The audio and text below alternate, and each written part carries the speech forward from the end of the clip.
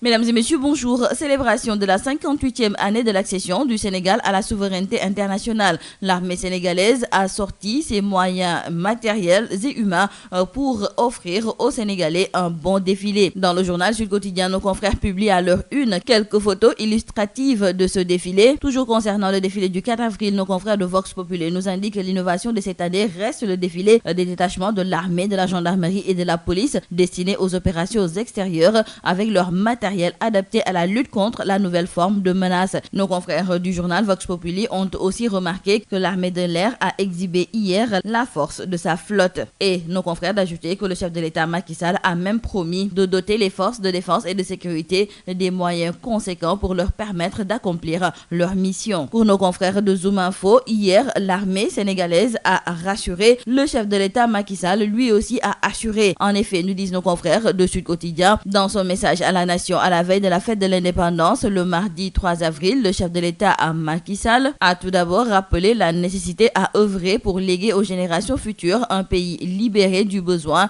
Il dit s'inscrire par conséquence dans le temps du travail et de l'action. Cependant, nous disent nos confrères du journal Sud Quotidien, le chef de l'État Macky Sall a occulté beaucoup de questions. Nos confrères de Sud Quotidien nous expliquent que durant tout le long de son message qui a duré près de 14 minutes, le chef de l'État Macky Sall n'a évoqué aucun sujet politique et pas même la question du parrainage qui pollue actuellement le débat politique au Sénégal. Nos confrères d'ajouter donc que la révision de la Constitution concernant le parrainage, considérée comme une patate chaude par l'opposition, cette question a été éludée par le chef de l'État. Et pourtant, nous disent nos confrères, ce dossier serait déjà au niveau de l'Assemblée nationale pour son traitement, ce qui a fini d'irriter la société civile et les partis de l'opposition.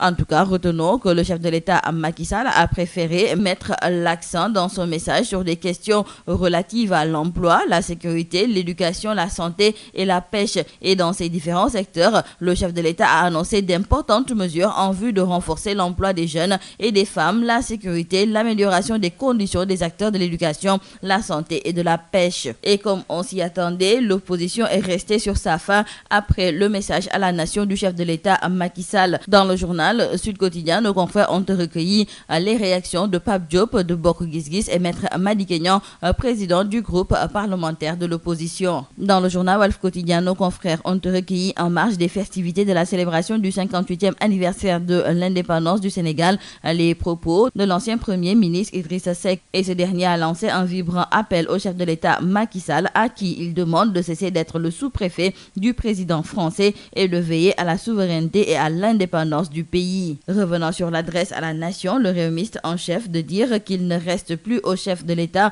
qu'un seul discours, celui de demander pardon au peuple sénégalais, la jeunesse qui chôme et aussi aux anciens. Restons toujours avec le leader du parti Rewmi, car dans le journal L'Observateur, après avoir asséné ses 4 vérités au chef de l'État à Macky Sall, Idrissa Seck s'est aussi prononcé sur ses retrouvailles avec Maître Abdoulaye Wade, et il a noté que c'est une relation purement familiale. Il dit d'ajouter que des comploteurs se sont arrangés pour brouiller ses relations avec Maître Abdoulaye Wade, et ces 10 comploteurs, ajoute-t-il, se sont retournés contre Maître Abdoulaye Wade, ont emprisonné Karim Wade, puis l'ont exilé. Et maintenant, les choses sont claires, dira Idrissa Seck. Dans le journal Les Échos, nos confrères nous parlent d'ores et déjà d'une recomposition politique en perspective avec cette réconciliation entre Idrissa Seck et Maître Abdoulaye Wade. Nos confrères du journal La Cloche nous informent que c'est Karim qui a tout orchestré. C'est lui qui a appelé au téléphone Idrissa Seck pour lui dire sa volonté de le réconcilier avec son père Abdoulaye Wade. Le secteur de la justice sera à nouveau paralysé aujourd'hui et demain. Le syndicat des travailleurs de la justice a décrété une nouvelle grève de 48 heures.